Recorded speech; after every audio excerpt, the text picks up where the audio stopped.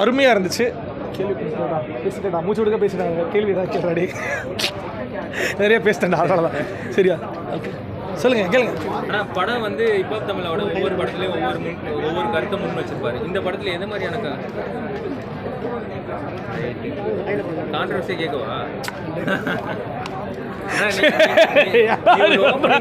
ஏன்டா இப்படி பண்ற?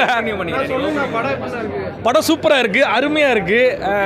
அதாவது நம்ம வந்து சொல்லுவோம், இந்த படத்தையும் வந்துட்டு இல்லை ஐயோ இதெல்லாம் ஒரு படமா, இதை இப்படி கண்ணாடி போட்டு இப்படி பண்ணிட்டு இந்த படத்தை எடுத்தவன் என் கையில் கிடச்சானா அவனை நான் வந்துட்டு துச்சு, நான் வந்து வெட்டுவேன் குத்து அப்படிலாம் சொல்கிற ஒரு மூவி ரிவ்யூஸ்க்கு நான் சொல்கிறேன். படம் உண்மையிலேயே அருமையாக இருந்து சூப்பராக இருந்துச்சு.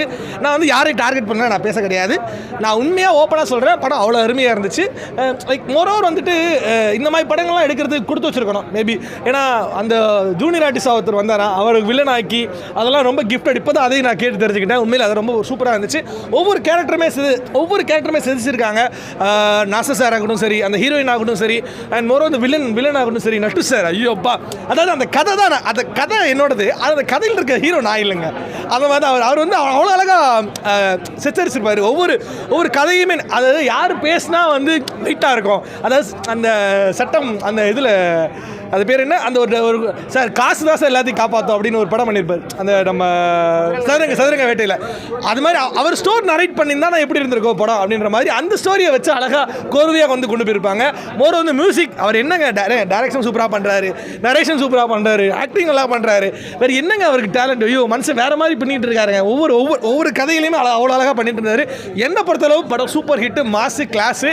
அண்ட் எனக்கு ஆக்சுவலாக ஃபஸ்ட்டு இந்த சிஜி மட்டும் நம்ப முடியல. ஓப்பனாக சொல்ல போனால் இந்த புளியை வச்சு இப்படி காமிக்கிறாங்க, புளி இப்படி செஞ்சால் போய்டும் அப்படின்னு, அது மட்டும் கொஞ்சம் அவாய்ட் பண்ணியிருக்கலாம். புளி அது வேணான்ற மேபி இன்ட்ரோ காண்டி, இந்த தளபதி விஜய் இன்ட்ரோ காண்டி இப்படி பண்ணுவாங்கல்ல, ஸோ அந்த மாதிரி ஒரு இன்ட்ரோ காண்டி பண்ணியிருக்காங்க. அது அக்செப்ட் பண்ணக்கூடியது இல்லை, பட் ஓகே, படமாக பார்க்கும்போது நம்ம அக்செப்ட் பண்ணி தான் ஆகணும், அதையும் நம்ம சொல்லிக்கலாம். அண்ட் ஒரு வந்து சிஜி ஒர்க்ஸ் அது தெரிஞ்சிச்சு, இன்னும் கொஞ்சம் ஒர்க் பண்ணிக்கலாமே சிஜி ஒர்க்கில் அப்படின்ற மாதிரி இருந்துச்சு. மற்றபடி படம் கதைகள் எல்லாமே அவ்வளோ அழகாக இருந்துச்சு.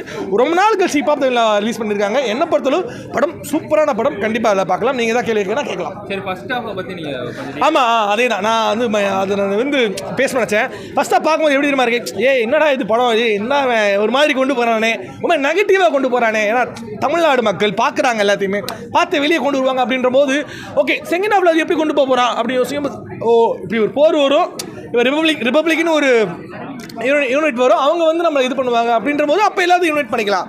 அது ஒரு கதையை வந்து நம்ம பாதியில் ஜட்ஜ் பண்ண முடியாதுல்ல அப்படின்ற போது அதெல்லாம் உணர்ந்துச்சு. அண்ட் மோரோவர் வந்துட்டு எல்லாரும் சமம் அப்படின்ற ஒரு விஷயத்தை எப்படி நம்ம கொரோனா வரும்போது உணர்ந்தோமோ, எப்படி நம்ம ஃப்ளட் வரும்போது உணர்ந்தோமோ, இது படமும் அது உணர்த்தும். கண்டிப்பாக இப்போ தமிழருக்கு ஒரு பெரிய சொல்லிட்டேன். ஆக்சுவலாக படம் உண்மையிலே அவ்வளோ அருமையாக இருந்துச்சு. கதை ஒன்றுமே இல்லைங்க, எப்படி வந்து உலகப்போர் எப்படி வருது, அது எப்படி இந்தியா, அது தமிழ்நாடு எப்படி வந்துட்டு, மற்ற நாட்டை பற்றி எங்களுக்கு அவையில் இல்லைங்க, எப்படி வந்து தமிழ்நாடு எப்படி அதை வந்துட்டு மீண்டு வந்துச்சுன்றத அழகாக அவ்வளோ கோர்வையான. அண்ட் முக்கியமாக பார்ட் 3க்கும் ஒரு லீட் கொடுத்துருக்காங்க. அங்கே ஒன்று வருது, அது பெரிய ஒரு, அது வந்து இப்படி நடந்து வருது. அது என்ன, நீங்கள் போய் தேட்டரில் பாருங்கள், அது ஒரு லீடு, நல்ல ஒரு லீடு, கண்டிப்பாக போய் பாருங்கள். பார்ட் 2 இல்லாமல் பார்ட் 3 சரி ஆமாம், பார்ட் 2க்கு இருக்குது. சாரி, பார்ட் 2 தான், கொஞ்சம் வளரிட்டேன். பார்ட் 2க்கு நல்ல ஒரு லீடு கொடுத்துருக்காங்க. அவ்வளோ எல்லா ஆடியன்ஸுக்குமே பிடிக்கும். எந்த ஏ கிரேட் ஆடியன்ஸுக்கும் அப்படிலாம் கிடையாது. B grade, a grade, c grade எல்லா விதமான ஆடியன்ஸுக்கும் பிடிக்கும். ஓவராலாக பர்ஃபார்மன்ஸ் வைஸ் பிச்சு டாப்பில் மனுஷன். அவர் எப்பவுமே நடிக்கிற மாதிரி நமக்கு சொல்லவே முடியாது. அவ்வளோ அழகாக வந்து அது கோர்வையாக வந்து அவ்வளோ அழகாக பண்ணியிருப்பார். அண்ட் முக்கியமாக ரிவ்யூவர்ஸ், படம் உண்மையிலே நல்லா இருக்குங்க. ப்ளீஸ் எதுவுமே ரொம்ப நெகட்டிவ் ஸ்ப்ரெட் பண்ணாதீங்க. தேங்க்யூ. நம்மளே கடைசி உலக போர் பார்த்தேன். உண்மையிலே படம் வந்து ரொம்ப அப்படியே ஒரு மாதிரி புல்லரிக்க வச்சிட்டார் டேரக்டரு. ஏன்னா இப்போ இருக்கிற காலகட்டத்தில் வந்து கமர்ஷியல் 4 பாட்டு 4 குத்தாட்டம் அப்படின்ற போகிறத மீறி ஒரு படி மேலே போய் எல்லோரும் ஒன்றா இருக்கணுன்ற ஒரு விஷயத்தை வந்து ஆணித்தரமாக சொல்லியிருக்காரு. நல்லா இருக்குது, ரொம்ப நல்லா இருக்குது. ஏன்னா இப்போ தமிழை வந்து கண்டிப்பாக பாராட்டியே ஆகணும். அவர் பேரில் எப்படி அழகாக தமிழ் இருக்குன்றது விஷயம் இருக்குதோ, அதுக்குண்டான அந்த கதையிலையும் வந்து தமிழ் இருக்குது அப்படின்ற ஒரு தேசப்பற்றை வந்து தெளிவாக சொல்லியிருக்காரு. நல்லா இருக்குது, உண்மையிலே அவரெல்லாம் பாராட்டணும். ஏன்னா வந்து இப்போ இருக்கிற காலகட்டத்தில் வேறு மாதிரி போயிட்டுருக்கு, வேறு உலகத்தில் போயிட்டுருக்கு. அதை மாரி போய் நம்மளும் ஒரு 4 பேரை மாற்ற விட்டான்னு சொல்லிட்டு இந்த படம் எடுத்திருக்காரு. கண்டிப்பாக வந்து அவர் சொந்த உழைப்பு இத்தனை வருஷம் உழைச்சதெல்லாம் கொட்டியிருக்காராம். அது சொல்லியிருக்காரு. கண்டிப்பாக சார் நீ கொட்டினது வீண் போகாது, கண்டிப்பாக என்றைக்குனாலும் உனக்கு கிடைக்கும். சூப்பர் சார் படம் நல்லா இருக்குது, பார்க்கலாம். நல்லா ஒர்க் அவுட் ஆகிருக்கு. இன்னும் கொஞ்சம் எஃபெக்ட் போட்டிருக்கலாம் அவர். அது மட்டும் தான் எனக்கு அந்த ஃபைட்டு குண்டு வெடிக்க சீன்லாம் கொஞ்சம் அங்கே இந்த சிஎஃப்எக்ஸ் எல்லாம் எப்போ எக்ஸ்எல்லாம் ஏதோ ஒன்று சொல்லுவாங்க, அதெல்லாம் கொஞ்சம் குறையாகிற மாதிரி எனக்கு தெரிஞ்சுது. அதை கொஞ்சம் தவிர்த்து இந்த குண்டு வெடிக்கிறத மீறி வேறு ஏதாவது டைலாக்லேயோ இல்லை ஒரு சீன்லேயோ சொல்லியிருக்கலாம். ஏன்னா அதுக்கு அவ்வளோ செலவு பண்ணி நீங்கள் பண்ணுறதோட ஒரு கதையை வந்து 4 பேருக்கு 4 பேர் இல்லை 4000 பேருக்கு புரியணும். 4 பேர் மட்டும் புரிஞ்சு ஒன்றும் ஆக போகிறதில்ல. இப்போ நான் மட்டும் இந்த படத்தை பார்த்து நல்லா இருக்குன்னு சொன்னால் வந்து பின்னாடி 100 பேர் என்னை பார்த்து வரப்போகிறது கிடையாது. எல்லாருக்கும் பிடிக்கணும். எங்கள் அப்பா அம்மா 60 வயசு 70 வயசு 80 வயசு ஏன் குழந்த 10 வயசு பையன் கூட வந்து பார்க்கணும். அந்தளவுக்கு ஒரு படம் எடுங்க ஏன் கண்டிப்பாக. ஏன்னா கண்டிப்பாக இப்போ இல்லை இந்த படம் இப்போ பெருசாக போகலினாலும் பின்னாடி 10 வருஷம் கழிச்சு இந்த படத்தை பேசுவாங்க. அதுக்குண்டான விஷயத்தை நீங்கள் சூப்பராக பண்ணியிருக்கீங்க. வாழ்த்துக்கள் சார். கண்டிப்பாக 10க்கு உண்மையிலே 8 கொடுக்கலாம் சார்.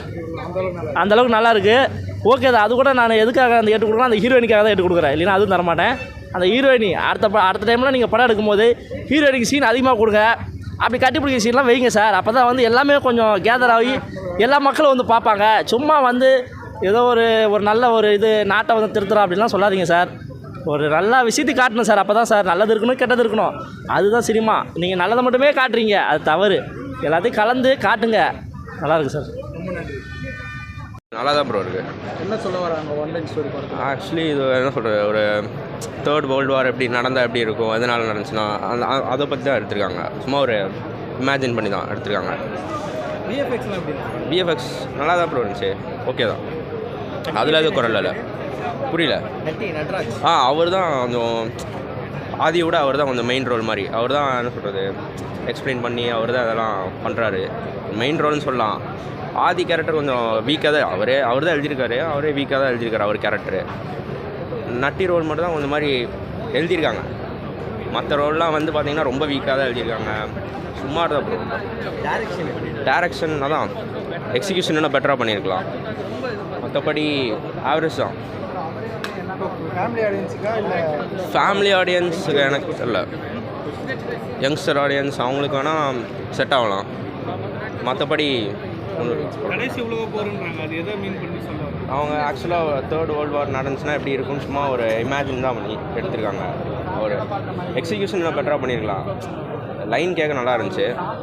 எக்ஸிக்யூஷனில் இன்னும் கொஞ்சம் பெட்டராக ஸ்க்ரீன் ப்ளே எழுதி ஒரு மாதிரி அங்கங்கே லேக்கில் இருந்துச்சு. ஃபர்ஸ்ட் ஹாஃப் செகண்ட் ஹாஃப் ரெண்டுலேயும் சேர்த்து. மியூசிக்லாம் எப்படி? மியூசிக் சாங்ஸ்லாம் இல்லை, பிஜிஎம் ஸ்கோர் மட்டும்தான்.